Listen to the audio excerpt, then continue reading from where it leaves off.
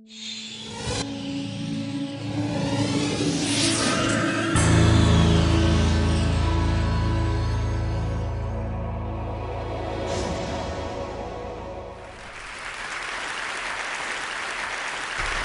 really scared. I don't think we're going to make it. Probably by now, most of you have seen Al Gore's amazing talk. Shortly after I saw that, we had some friends over for dinner with the family. The conversation turned to global warming, and everybody agreed there's a real problem. We've got a climate crisis. So we went round the table to talk about what we should do. The conversation came to my 15-year-old daughter, Mary. She said, I agree with everything that's been said. I'm scared and I'm angry. And then she turned to me and said, Dad, your generation created this problem. You better fix it. Wow. All the conversation stopped. All the eyes turned to me.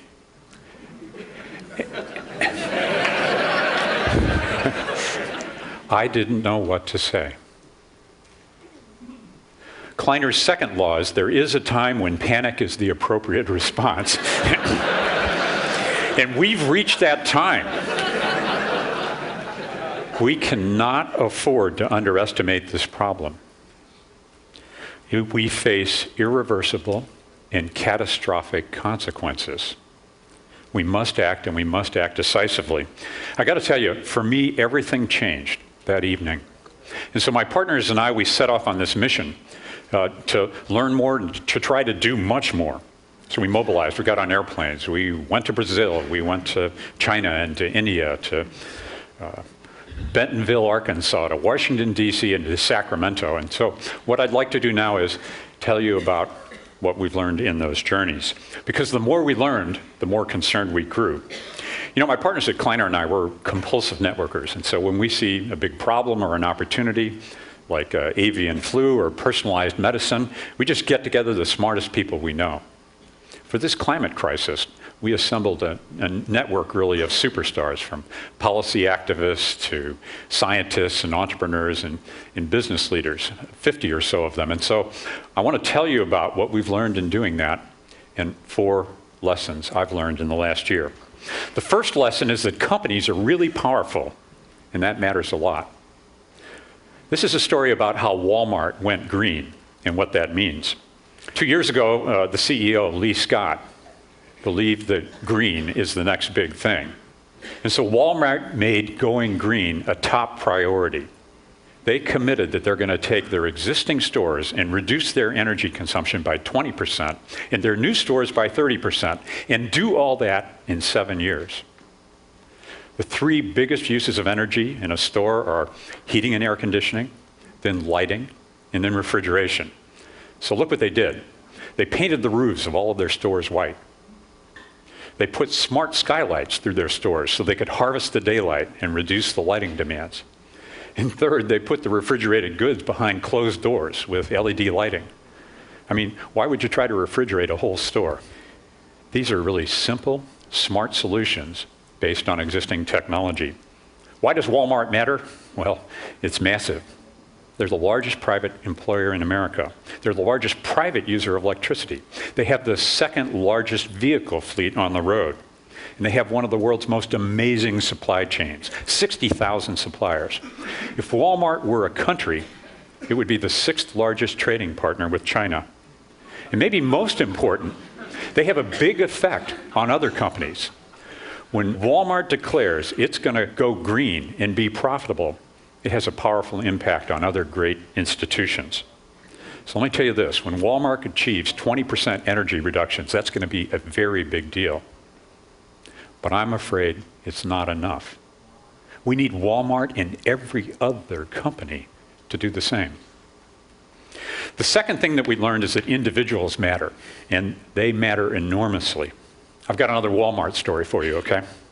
Walmart has over 125 million US customers. That's a third of the US population. 65 million compact fluorescent light bulbs were sold last year. And Walmart has committed they're going to sell another 100 million light bulbs in the coming year. But it's not easy. Consumers don't really like these light bulbs. The light's kind of funny. They won't dim. It takes a while for them to start up. But the payoff is really enormous. 100 million compact fluorescent light bulbs means that we'll save $600 million in energy bills and 20 million tons of CO2 every year, year in and year out. It does seem really hard to get consumers to do the right thing.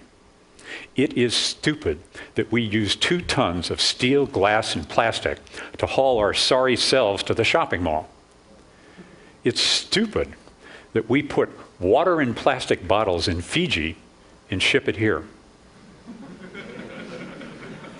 It's hard to change consumer behavior because consumers don't know how much this stuff costs. Do you know? Do you know how much CO2 you generated to drive here or fly here? I don't know, and I should. Those of us who care about all this would act better if we knew what the real costs were. But as long as we pretend that CO2 is free, as long as these uses are nearly invisible, how can we expect change? I'm really afraid because I think the kinds of changes we can reasonably expect from individuals are going to be clearly not enough. The third lesson we learned is that policy matters. It really matters. In fact, policy is paramount. I've got a behind-the-scenes story for you about that green tech network I described. At the end of our first meeting, we got together to talk about what the action items would be, how we'd follow up. And Bob Epstein raised a hand. He stood up. You know, Bob's that Berkeley techie type who started Sybase. Well, Bob said the most important thing we can do right now is to make it clear in Sacramento, California, that we need a market-based system of mandates that's going to cap and reduce greenhouse gases in California. It's necessary and just as important, it's good for the California economy. So 8 of us went to Sacramento in August, and we met with the 7 undecided legislatures, and we lobbied for AB 32. You know what? 6 of those 7 voted yes in favor of the bill, so it passed. And it passed by a vote of 47 to 32. Please. Oh. Thank you. I think it's the most important legislation of 2006. Why? Because California was the first state in this country to mandate 25% reduction of greenhouse gases by 2020. And the result of that is we're going to generate 83,000 new jobs, $4 billion a year in annual income, and reduce the CO2 emissions by 174 million tons a year. California, it's only 7% of US CO2 emissions. It's only 1.5% of the country's CO2 emissions. It's a great start, but I got to tell you, where I started, I'm really afraid. In fact, I'm certain California's not enough. Here's a story about national policy that we could all learn from. You know, Tom Friedman says, if you don't go, you don't know. Well, we went to Brazil to meet Dr. Jose Goldenberg. He's the father of the ethanol revolution.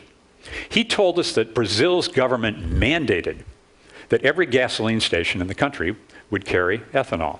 And they mandated that their new vehicles would be flex fuel compatible, right? They'd run ethanol or ordinary gasoline. And so here's what's happened in Brazil. They now have 29,000 ethanol pumps. That's versus 700 in the US, and a paltry 2 in California.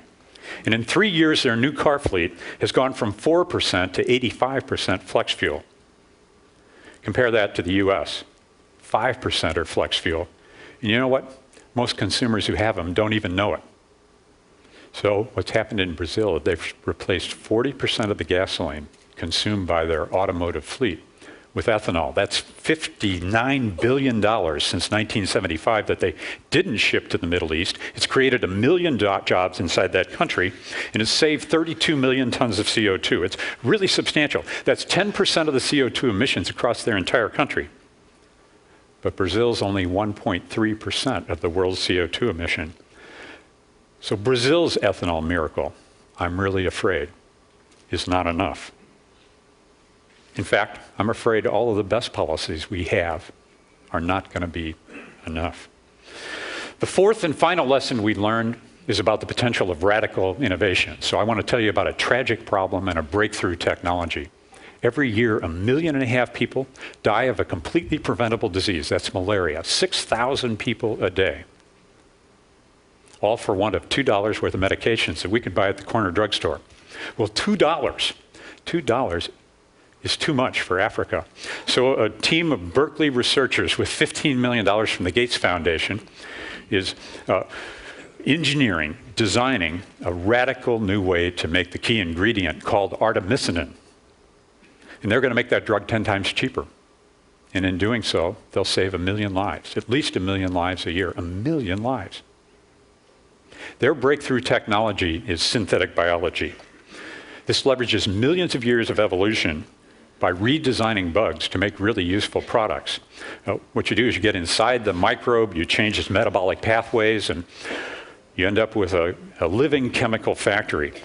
Now you may ask, John, what has this got to do with green and with climate crisis? Well, I'll tell you a lot. They've now formed a company called Amyris, and this technology that they're using can be used to make better biofuels. Don't let me skip over that. Better biofuels are a really big deal. That means we can precisely engineer the molecules in the fuel chain and optimize them along the way. So if all goes well, they're going to have designer bugs in warm vats that are eating and digesting sugars to excrete better biofuels. I guess that's better living through bugs. Alan Kay is famous for saying the best way to predict the future is to invent it. And of course, at Kleiner, we'd kind of apologize and say the second best way is to finance it. And that's why we're investing $200 million in a wide range of really disruptive new technologies for innovation in green technologies. And we're encouraging others to do it as well. We're talking a lot about this. In 2005, there was $600 million invested in new technologies of the sort you see here. It doubled in 2006 to $1.2 billion. But I'm really afraid we need much, much more. For reference, fact one, Exxon's revenues in 2005 were $1 billion a day. Do you know they only invested 0.2% of revenues in R&D? Second fact, the president's new budget for renewable energy is barely $1 billion in total. Less than 1 day of Exxon's revenues. Third fact, I bet you didn't know that there's enough energy in hot rocks under the country to supply America's energy needs for the next 1,000 years. And the federal budget calls for a measly $20 million of R&D in geothermal energy. It is almost criminal that we are not investing more in energy research in this country. And I'm really afraid that it's absolutely not enough. So in a year's worth of learning, we found a bunch of surprises. Who would have thought that a mass retailer could make money by going green? Who would have thought that a database entrepreneur could transform California with legislation? Who would have thought that the ethanol biofuel miracle would come from a developing country in South America? And who would have thought that scientists trying to cure malaria could come up with breakthroughs in biofuels? And who would have thought that all that is not enough? Not enough to stabilize the climate, not enough to keep the ice in Greenland from crashing into the ocean. The scientists tell us, and they're only guessing, that we've got to reduce greenhouse gas emissions by 1/2 and do it as fast as possible. Now, we may have the political will to do this in the US, but I got to tell you, we've got only one atmosphere. And so somehow we're going to have to find the political will to do this all around the world. The wild card in this deck is China. To size the problem, China's CO2 emissions today are 3.3 gigatons. The US is 5.8. Business as usual means we'll have 23 gigatons from China by 2050. That's about as much CO2 as there is in the whole world. And if it's business as usual, we're going out of business. When I was in Davos, China's mayor of Dalian was pressed about their CO2 strategy. And he said the following, you know, Americans use 7 times the CO2 per capita as Chinese. Then he asked, why should China sacrifice our growth so that the West can continue to be profligate and stupid? Does anybody here have an answer for him? I don't. We've got to make this economic so that all people and all nations make the right outcome, the profitable outcome, and therefore the likely outcome. Energy's a $6 trillion business worldwide. It is the mother of all markets. You remember that internet? Well, I'll tell you what. Green technologies, going green is bigger than the internet. It could be the biggest economic opportunity of the 21st century. Moreover, if we succeed, it's going to be the most important transformation for life on the planet since, as Bill Joyce says, we went from methane to oxygen in the atmosphere.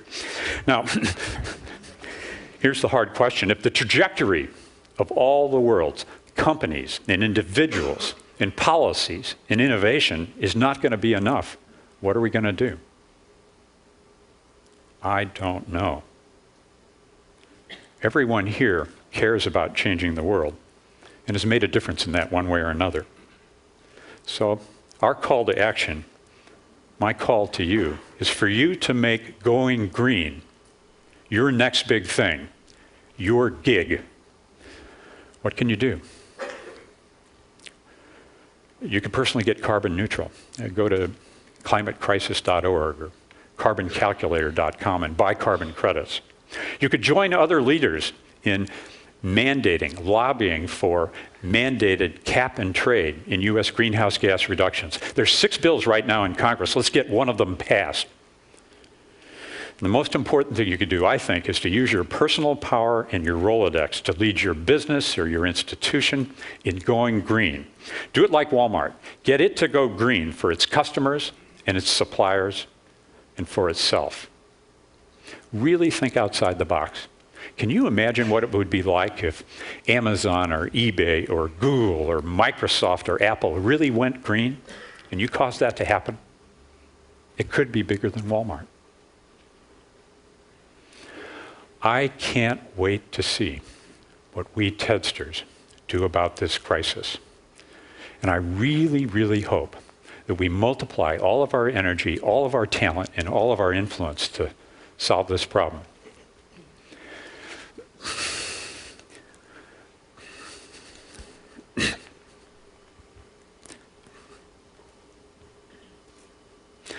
Because if we do, I can look forward to the conversation I'm going to have with my daughter in 20 years.